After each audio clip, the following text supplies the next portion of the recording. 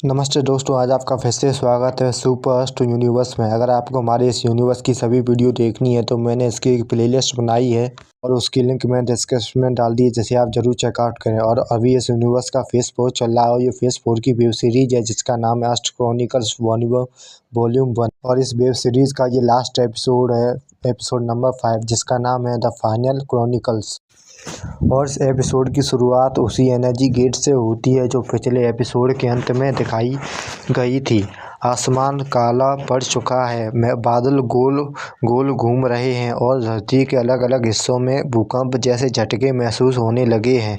Junior NTR अपने lab में खड़ा सभी डेटा देख रहा है और उसकी आंखों में डर साफ नज़र आ रहा है। वह कहता है कि यह सिर्फ एक गेट नहीं बल्कि वह मल्टीवर्स रिफ्ट है, यानी एक ऐसा द्वार जो कई आयामों को एक साथ जोड़ सकता है। अगर यह पूरी तरह खुल गया तो सिर्फ पृथ्वी नहीं बल्कि कई दुनिया बाहर तबाह हो जा सकती है। ताराष्ट्र को फिर से भविष्य की झलक मिलती है, लेकिन इस बार वह पहले से ज़्यादा साफ है। वह देखती है कि महारानी इस द्वार के बीच खड़ी है और उसके पीछे अनगिनत अंधेरी शक्तियाँ इकट्ठा हो रही हैं। वह कांपती आवाज़ में कहती है कि महारानी अब सिर्फ दुश्मन नहीं रही, वह एक ब्रह्मांडीय शक्ति को केंद्र बन चुकी है। मेगा अष्ट गुस्से में कहती है कि अब लड़ने का समय खत्म हो चुका है।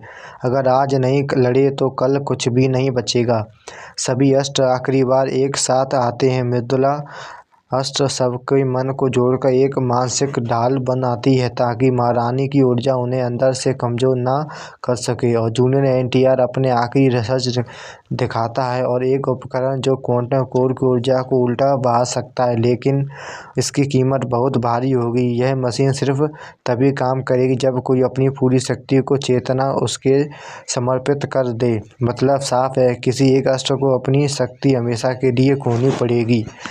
जब सभी अष्ट एनर्जी गेट के पास पहुंचते हैं और जो महारानी पहले से वहां मौजूद होती है, उसके चारों ओर हवा में नीली और लाल ऊर्जा घूम रही होती है और जैसे ही खुद को एक चलता फिरता सितारा बन गई है।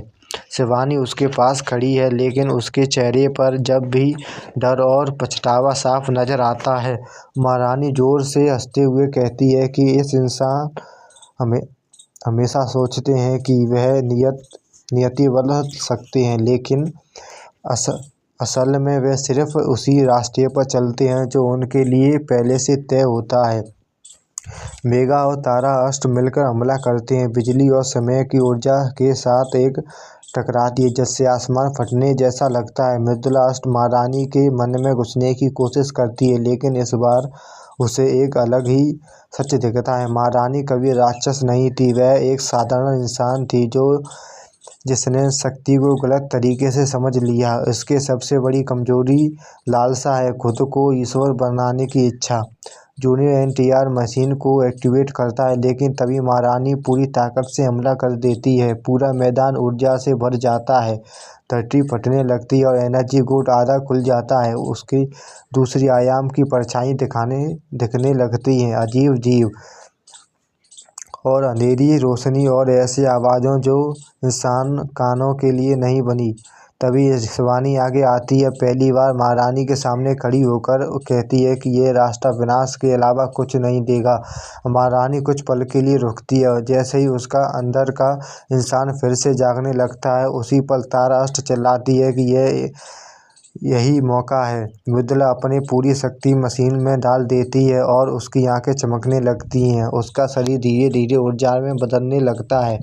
वह मुस्कुराकर कहती है, अगर एक शक्ति खत्म होकर कई दुनिया बचा सकती हैं तो उसके बेहतर अंत क्या होगा। मशीन एक्टिवेट होते ही क्वांटम कोर की ऊर्जा उल्टी दिशा में बहने लगती है। महारानी उसकी शक्ति से अलग होने लगती है और एनर्जी गेट धीरे धीरे बंद होने लगता है। महारानी देखती है और चीखती है, उसकी ऊर्जा बिखर जाती है, वह सामान्य इंसान की तरह जमीन पर गिर जाती है। चेतना मशीन में पूरी तरह विलीन हो जाती है, उसका शरीर रोशनी बनकर आसमान में फैल जाता है और फिर गायब हो जाती है। शिवानी के साथ वह सब कुछ शांति से देख रहे हैं।